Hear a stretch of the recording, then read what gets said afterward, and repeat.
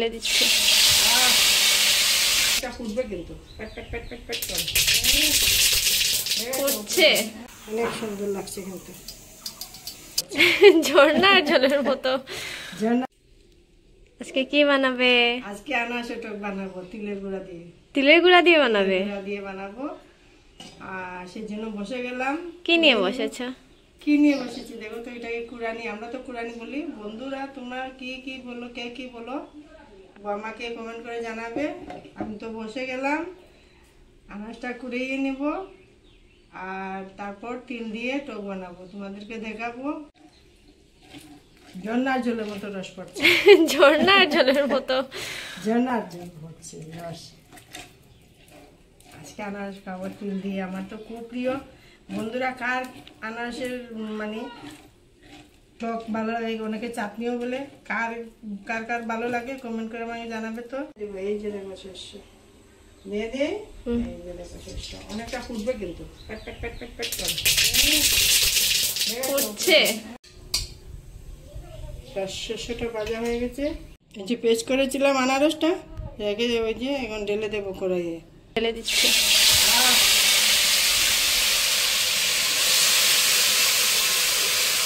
না আলাদা একটা সেন্ট দেবো, সেন্টটাই মানে পেটটা ভরে যায়। ভাতটা আর কি বলবো, ভাত তো আর কত খাওয়া যাবে, গন্ধই পেট ভরে যায়। আর তো ভাতের সঙ্গে তো কত মজা লাগে, কালি হালি কত ভালো লাগে। আমার তো ভীষণ ভালো লাগে, জানি না কার কিরকম লাগে, আমার তো ভীষণ ভালো লাগে। যার যার ভালো লাগে কমেন্ট করে আমাকে জানাবে। হলুদ দিয়ে দিই, টকে তো আর কিচ্ছু দেওয়া যায় না, শুধু হলুদই দেওয়া যায়। হলুদও দিয়ে দিলাম।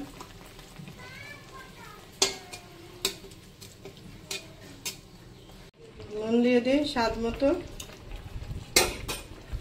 কেউ নুন বেশি খেতে ভালোবাসে, কেউ কম খেতে ভালোবাসে। আমি তো বেশি ভালোবাসি না ভাই, নুনটা কমই ভালো লাগে আমার। আমি তো নুন কম দিয়েছি কারণ আমি নুনটা কম ভালোবাসি, বেশি ভালোবাসি না। অনেকে নুন খালি খালিও খায়, ভাতের সঙ্গে তরকারিতেও খায়, আমি কিন্তু বেশি ভালোবাসি না, সেই জন্য অল্প করে দিয়েছিলাম।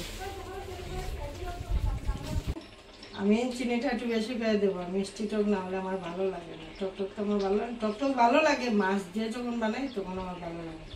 কিন্তু যখন ভাতের সঙ্গে খাবো তো দিয়ে তিল দিয়ে বানাবো, সেই জন্য একটু মিষ্টিটা বেশি করে দেবো। চিনি নিয়ে নিয়েছি, তখন চিনি দিয়ে দেব। এই যে চিনি দিয়ে দিলাম, যে যেরকম খাও সেভাবেই দেবে। এখন নাড়াচাড়া দেবো। আর কীভাবে বুঝতে পারবে যে চিনিটা গলে গেছে, একটু একটু আর মানে আটা আটা ধরে নেবে, ফেনা ফেনা উঠবে, তখন বুঝে যাবে যে চিনিটা গুলে গেছে। তারপর যে যেরকম শুকনা খেতে ভালোবাসো শুকনা নামিয়ে নিবে, আর যে একটু পাতা পাতা জল দিয়ে খেতে ভালোবাসো জল দিয়ে দেবে। যার যেরকম ইচ্ছা সেরকমই নামিয়ে। এই যে আনারসগুলো কষানো হয়ে গেছে, এখন আমি জল দিয়ে দেবো। একটু হালকা করে মানে পাতলা করে নেব, এত ঘন ঘন খাবো না, অল্প জল দিয়ে দেবো।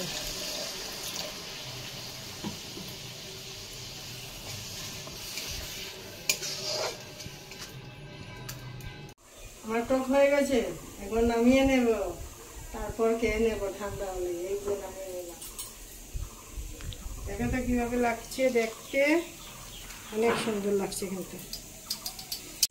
এই যে দেখো তিলের গুঁড়া করে রেখে দিয়েছি, ভাজা করে গুঁড়া করে দিয়ে রেখে দিয়েছি। এখন এটার উপরে দিয়ে দেব, খেতে অনেক টেস্ট লাগবে। একটা সেন্ট আছে, তিল ভাজা করার পর একটা সেন্ট আছে না, সেই সেন্টে আরও খেতে ভালো লাগে। আনারসেরও সেন্ট একটা আছে। আমার আনারসের টক রান্না হয়ে গেছে বন্ধুরা। মানে কীরকম হয়েছে তোমরা বানাবে, মানে খেয়ে দেখবে কীরকম লাগে। আমার মানে রেসিপিটা তোমাদের ভালো যদি লাগে তাহলে কমেন্ট, শেয়ার, সাবস্ক্রাইব সব কিছু করে দেবে, ভুলবে না কিন্তু। বাই।